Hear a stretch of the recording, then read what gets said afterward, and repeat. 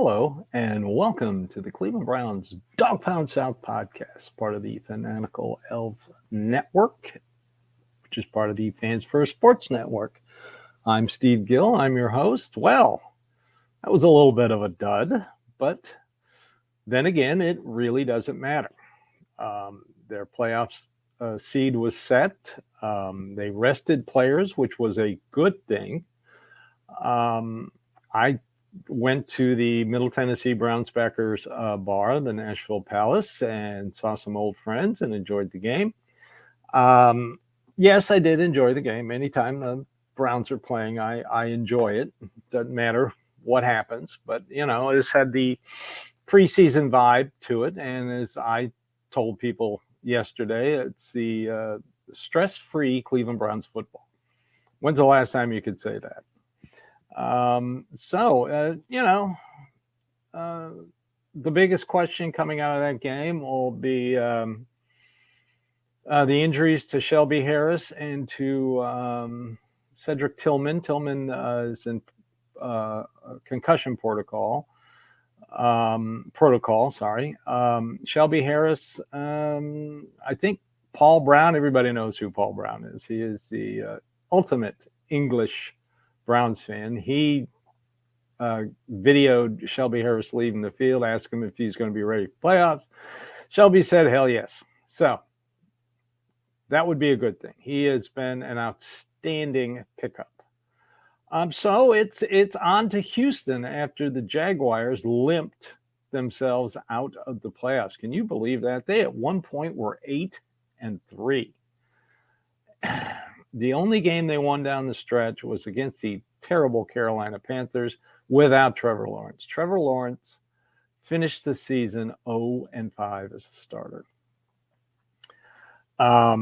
He is eligible for a new contract. I doubt they'll give him one yet. I think they're going to wait and see.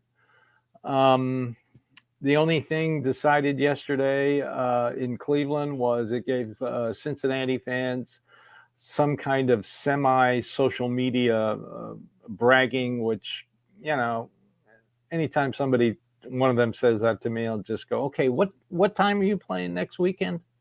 Your players are cleaning out their lockers today.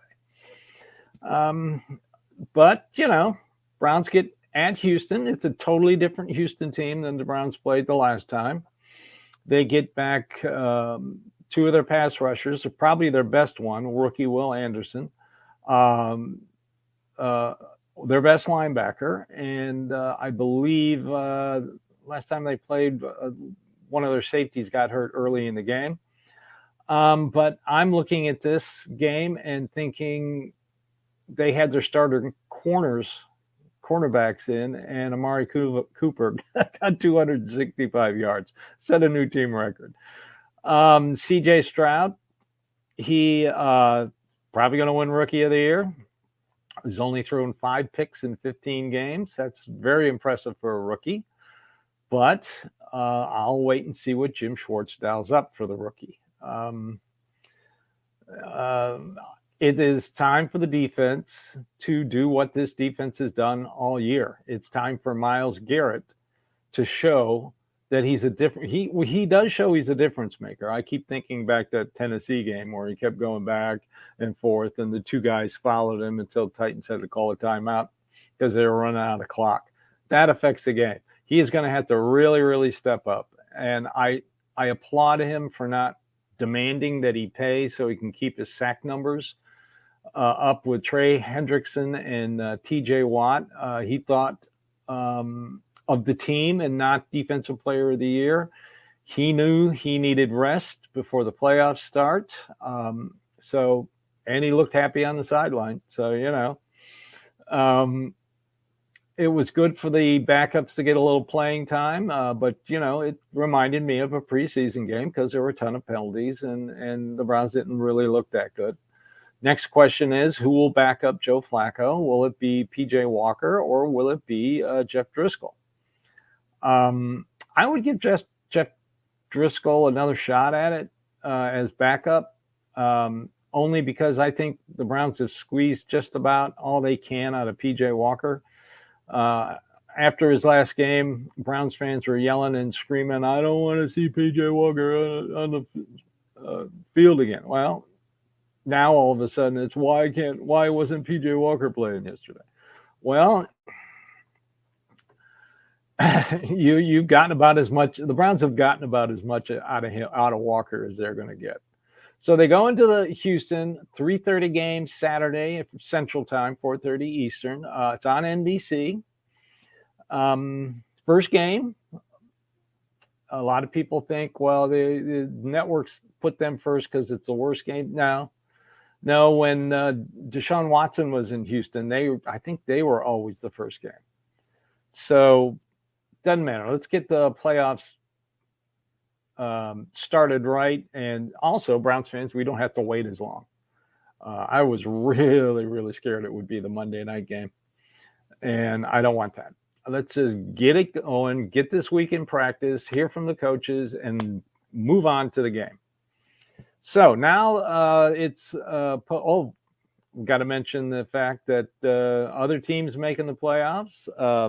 Pittsburgh got in by beating the backups at Baltimore in just an ugly game. And here's the reason why the Browns rested their starters. TJ Watt, hurt. He's going to miss at least the first game of the playoffs. He could miss the entire playoffs.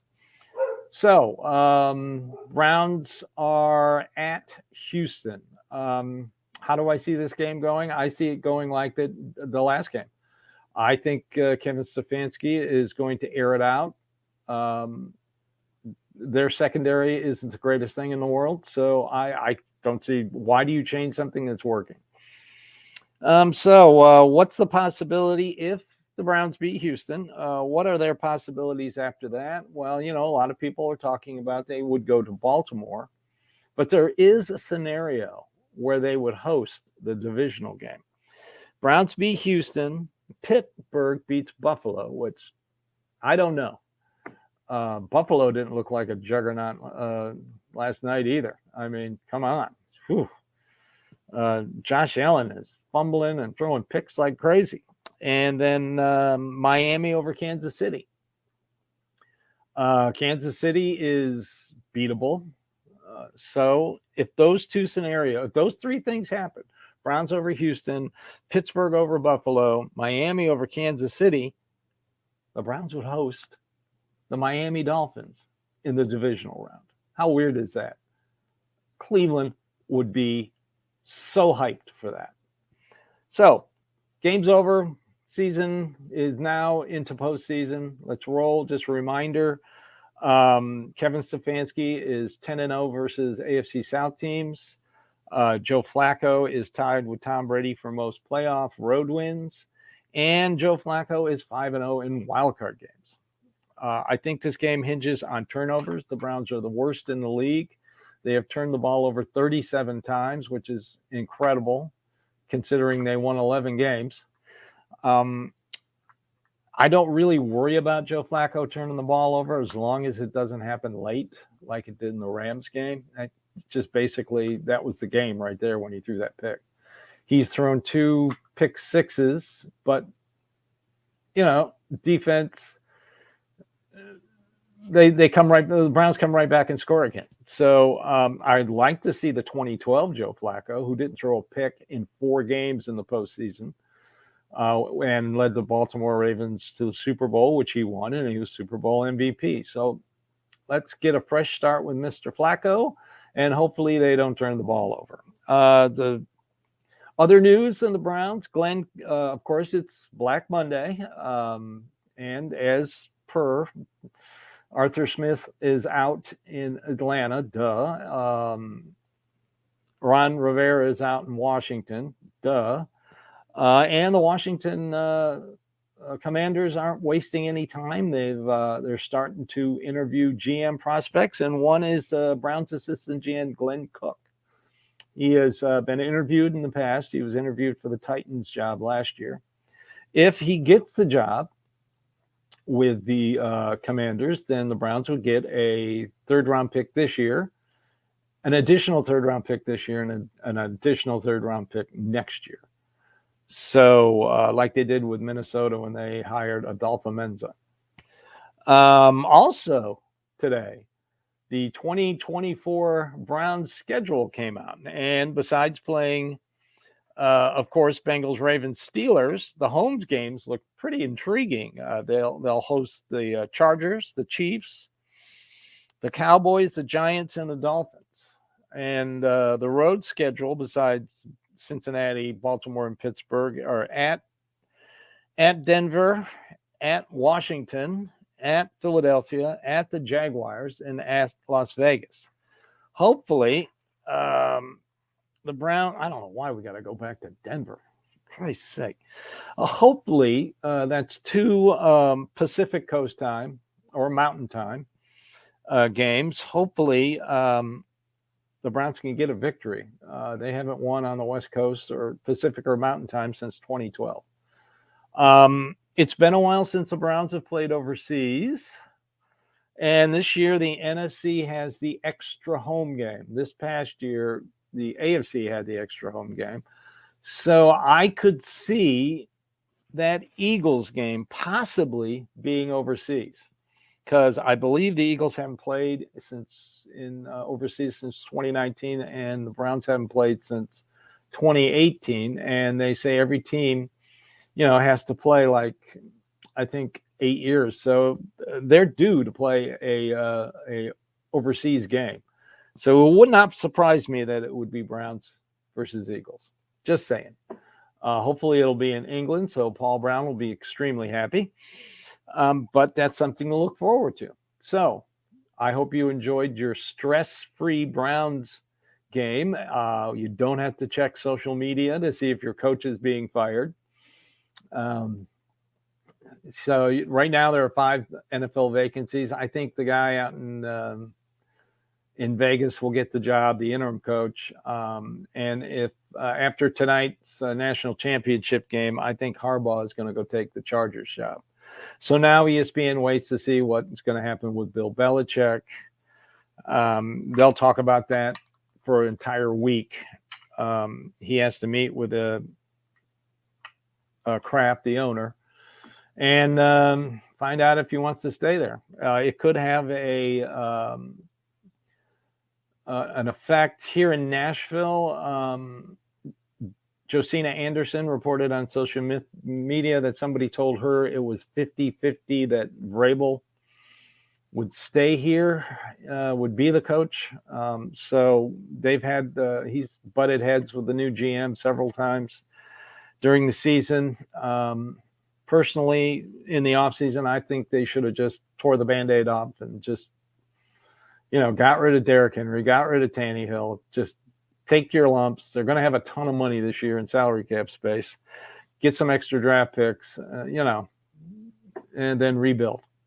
But I have a feeling Mike Vrabel wasn't going to stand for that. So, also topic of conversation, Jim Schwartz getting a head coaching job. Of course, he said that he aspires to get the top position in his profession. I aspire to be a big lottery winner. I aspire that like 3 times a week, but it hadn't happened yet. It would have to be the right situation for Jim Schwartz. A lot of people think if Vrabel takes over in New England, then he'd go back to Tennessee. I can't see it. It's not a stable situation. He has no relationship with their GM. They don't really have a quarterback. I just can't see that happening. Now, if Philly gets a little upset at their head coach, Sirianni, I can see him going to Philly. He's already had the relationship with the GM there, but I don't see that happening. I see them hiring new assistant coaches. You found out how important the assistant coaches were in Philly. And as for Browns coaches getting interviews, I really don't see anybody. Maybe the DB coach.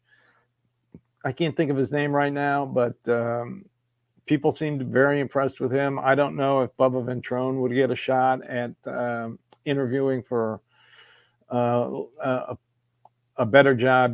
Bill Callahan's not going anywhere. And I really don't think Jim Schwartz is going anywhere. He is getting paid quite a bit to be the defensive coordinator in Cleveland. I think he's going to be back next year. After that, we'll have to wait and see. So enjoy your Monday. Your coach and GM are not being fired, which is good. It's playoff week, which is also good. I'll be back later in the week for our Thursday night show, and we'll probably do a pregame. I'm hoping on Saturday morning. So this is the Dawgpound South, Cleveland Browns Dawgpound South podcast, part of the Fanatical Elves Network, part of the Fans First Sports Network. And all I can say is we're going to the playoffs. Here we come. Go Browns.